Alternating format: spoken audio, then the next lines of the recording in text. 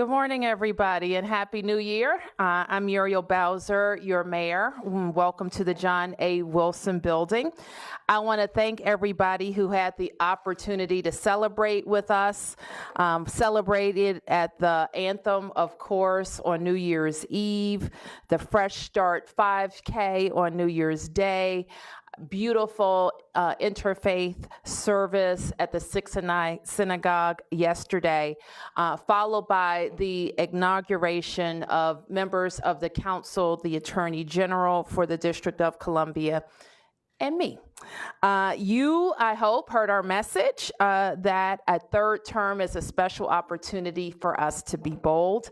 We have a mandate from the people to think big and push the envelope on the big issues that are facing the district. And we see every day as an opportunity for us to do more for the city with every project, every initiative, everything that we have to do for the residents of the District of Columbia.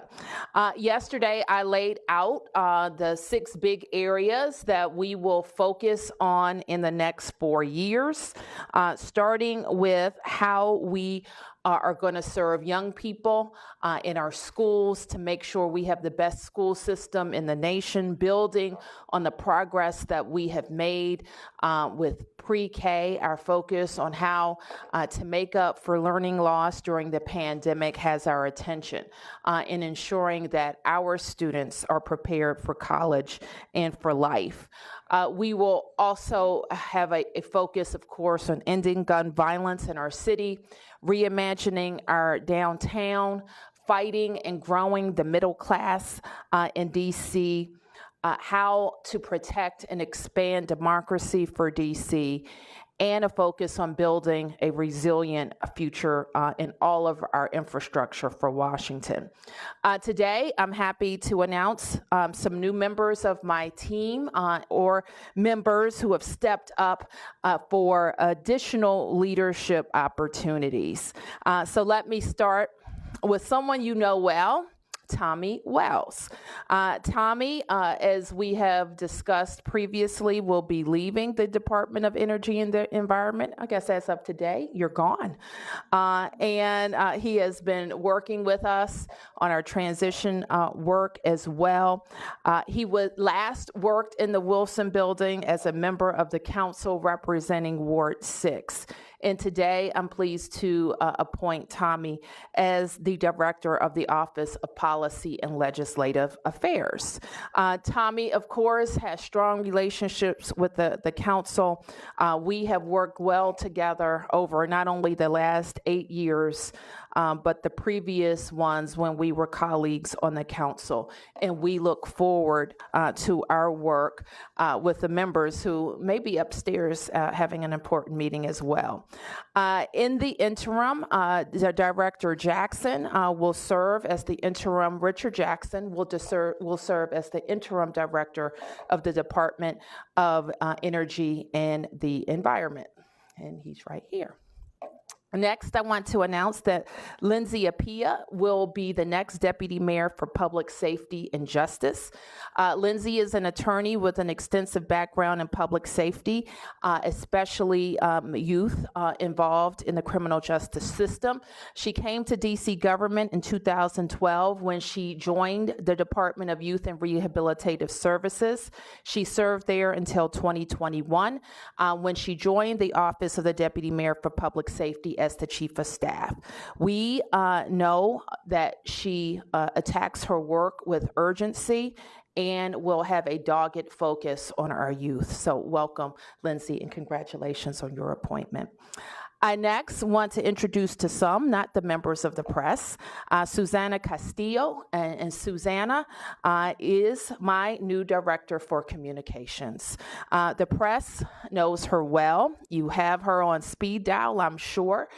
She has worked as my press secretary since 2019, and most recently as the Deputy Director for Communications. She helped lead our communications throughout COVID. at all situational updates. Susanna started in DC government in 2015 in the mayor's office on Latino affairs. She moved to the mayor's office in 2016, and today I'm proud that Susanna is on this side of the podium accepting this promotion. Congratulations, Susanna.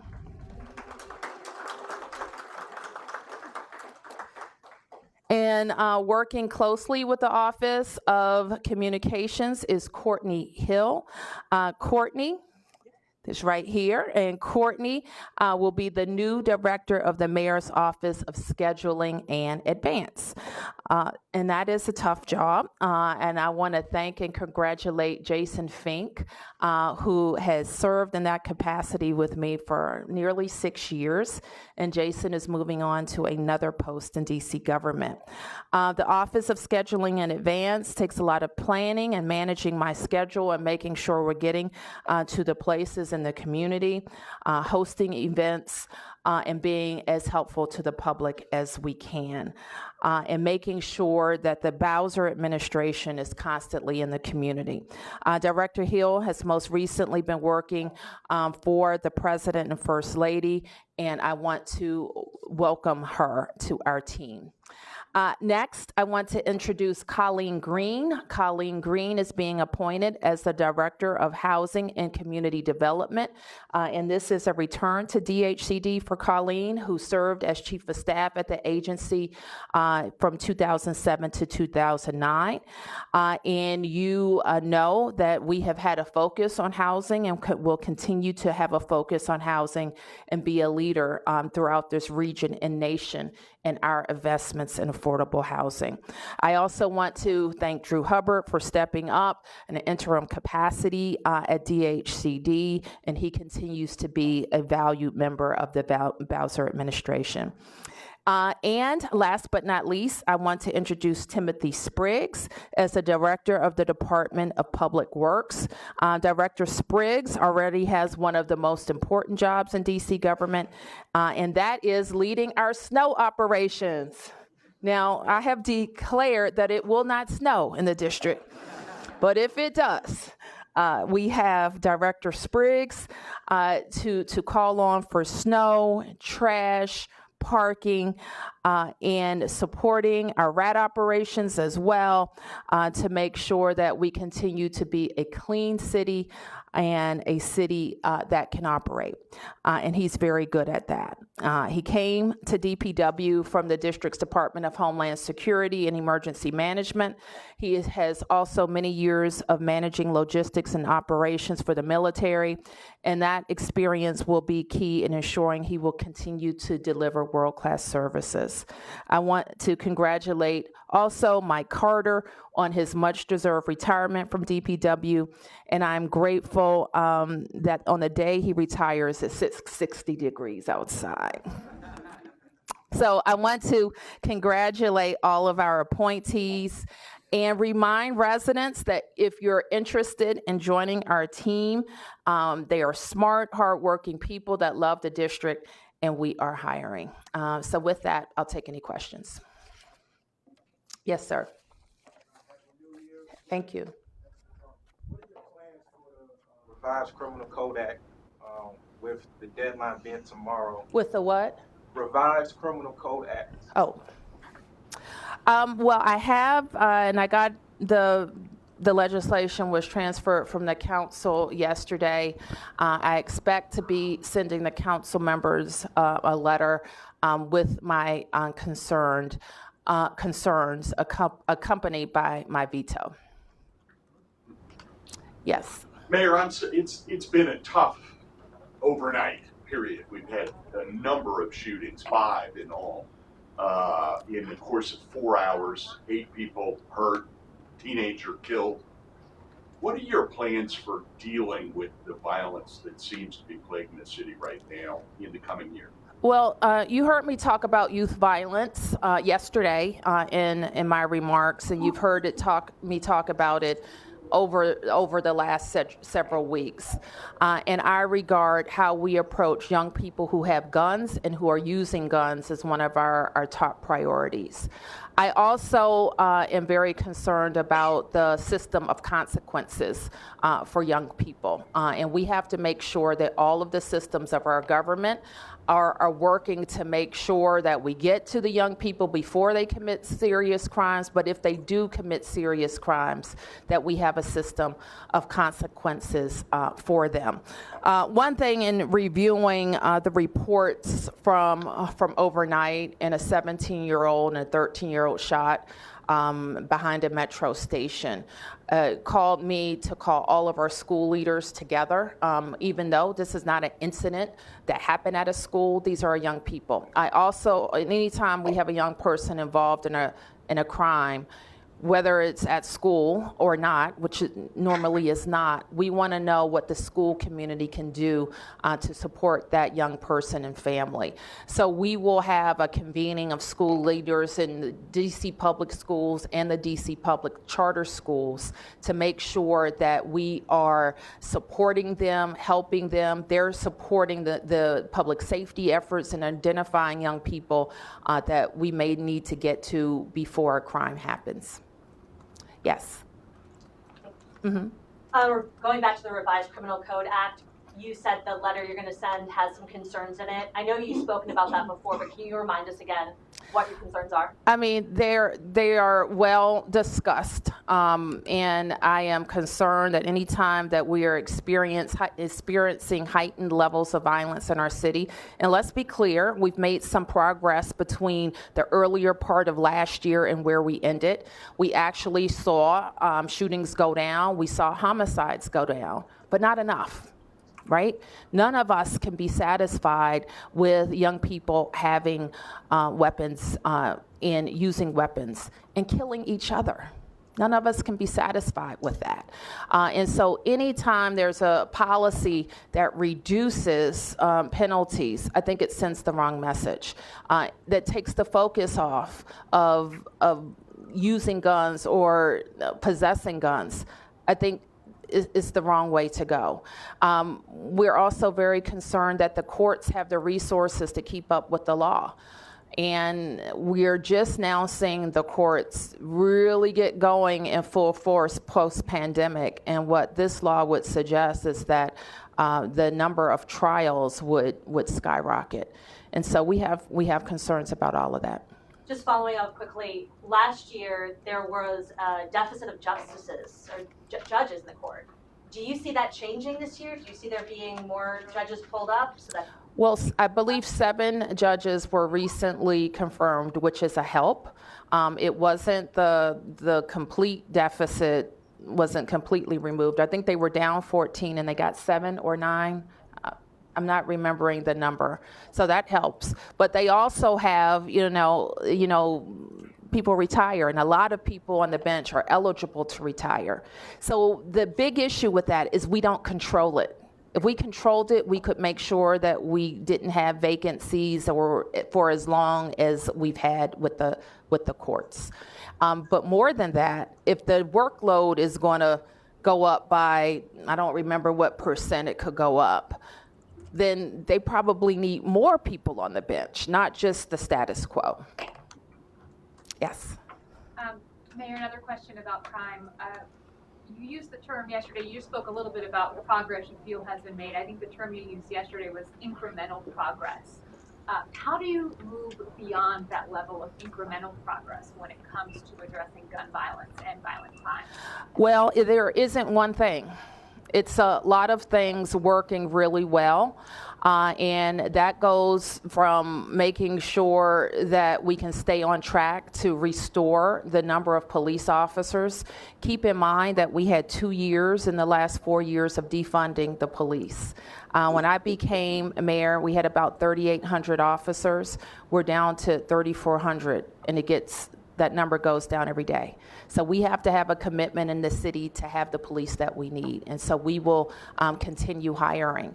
We also have to have policies that support our public safety. So we're going to keep working to make sure that we have a system of consequences, whether it's juvenile or adults, that works. We also have to make sure that all of our prevention systems are working effectively. And we've been very focused on that. What you heard me talk about yesterday was one of our premier programs that we know works. And so how do we get more people to have the experience that 200 men have had by going to intense job training for 9 weeks that includes subsidized employment and helping them get on the right track. We know we have a small number of people that are committing most of the crime in the district.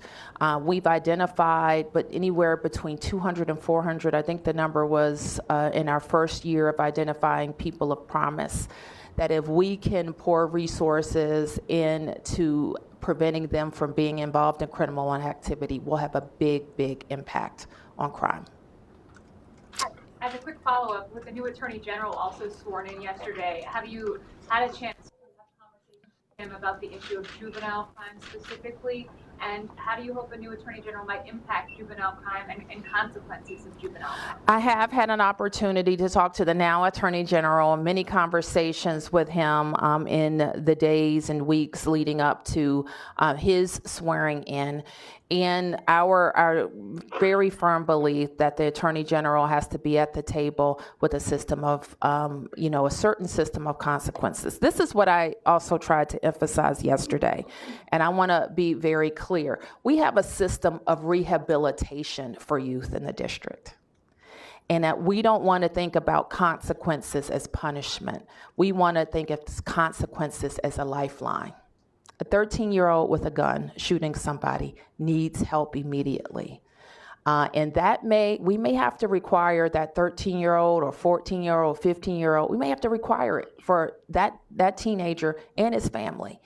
And so we want the public to know, we want the prosecutors to know, and the Attorney General is responsible for prosecuting juvenile crime in the district.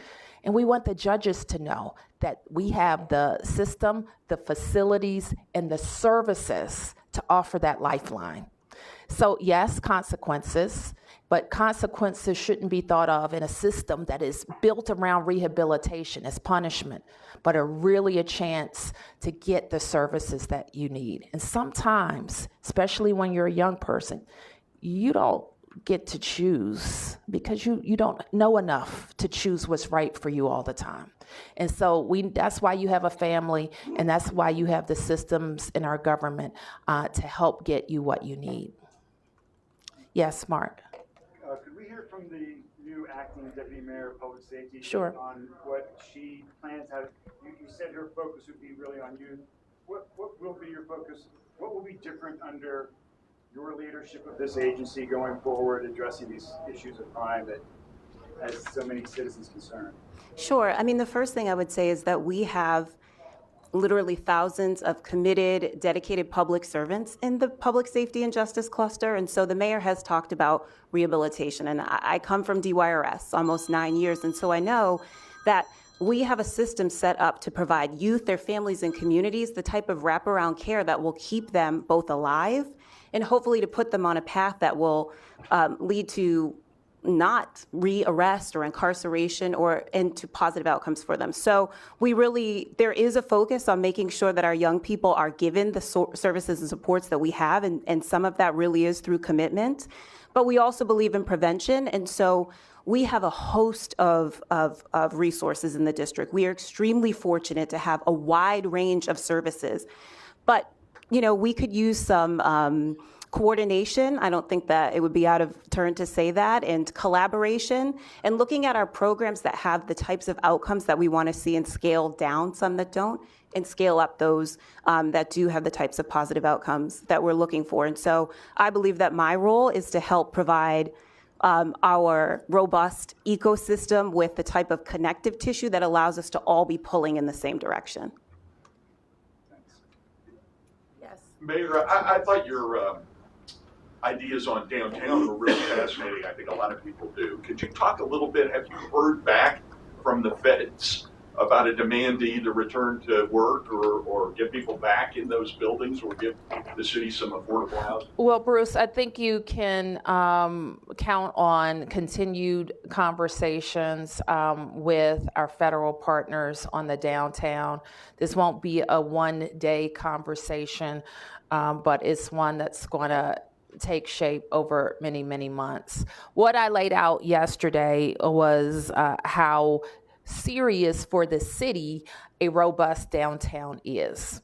And all of the things that we have been able to do in our city over the course of our renaissance can be tied to a successful downtown. We've been able to invest, for example, billions of dollars into public schools. When people come to our city and they visit some of our public school buildings, they're blown away by the type of facility investments. We have transformed almost every neighborhood library and the main library in the District of Columbia. All that is related to having healthy finances and reserves. We have the gold standard in social programs in this city. All of that is related to having healthy finances and reserves. So the converse is, if our finances are strained, we are less able to invest in those gold standard of services. And none of us wants that. And so being focused on how we have a healthy downtown is and has to be a primary focus of ours. Now, the numbers are what they are. The federal workforce represented about a quarter of our workforce pre-pandemic. And what that is ties to is how the properties downtown can make it. How can they survive? And then some of those properties, they're either owned or leased by the federal government, also contributing to how those properties make it, how they survive. So we believe firmly that just like we are in DC government, we are at work in person serving the residents of the District of Columbia. We know people move here, their businesses here, and they want to work here because they want to change the world. And doing that together on teams across the table, having meetings with federal partners, with lawmakers, is important to the productivity, not just of DC residents, but for America. And so we think our story is not unique. American cities are really wanting for national leadership in the new work environment. Can I just ask a follow-up? Is it, I mean, retail and commercial rents are just much higher than residential rents. Does it make sense economically at scale to convert from a commercial downtown to a residential downtown? Is it possible to do it? It's possible to have a better balance, and that's what we're shooting for. Even in our own city, when we see some parts of the city that have more of a commercial and residential balance, they fared better during this pandemic because more people were already there. And so what we're going for with adding 15,000 new residents in the downtown in the next 5 years is to achieve better balance. Any other questions? Yes, Mark. Off topic, okay? Mm-hmm. Can you talk just a little bit about, we've seen some recent vandalism of auto enforcement cameras, traffic cameras in the city, and there are plans to expand more cameras out. Just where do you see the expansion of auto enforcement, photo enforcement for traffic violations going? Do you see that as something that's going to grow every year?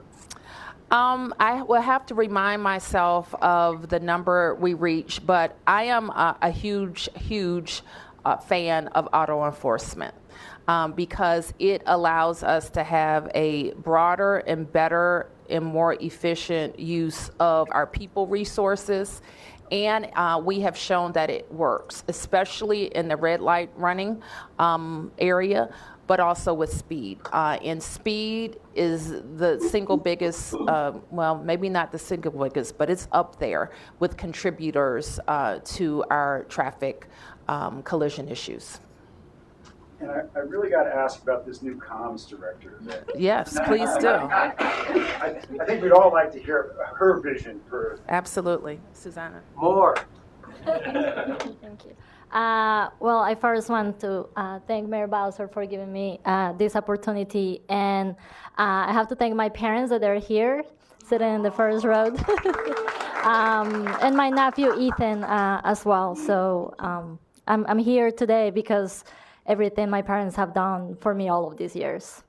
So my vision for the comms department and for the entire DC government is to really execute the vision of the mayor, right? So my job is to ensure the message, the programs, the tools and resources that the mayor has put in place are well known across 8 wards. So that I do that, working with you, right, Mark, working with every single member of the press here. So I will continue to work with you guys and also hold you accountable, right? When the headlights are wrong, I will be calling you. When things are not right, I will be calling you, right? So that's part of my job. And also work with all the PIOs, communications directors across DC government to ensure they have what they need and to ensure they have good relationships with members of the press as well. That's it. Thank you, Susanna. And I want to make one additional announcement, and that is that Jasmine Colton, where's Jasmine? There's Jasmine, is being appointed to serve as my traveling chief of staff.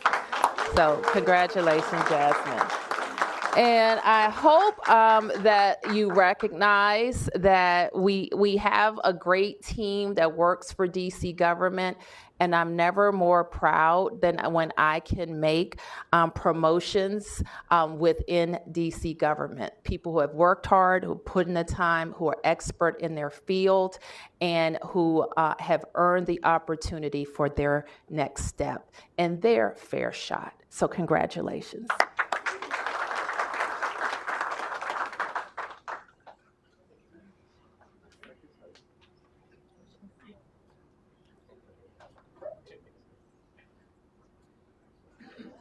Thank you, everybody.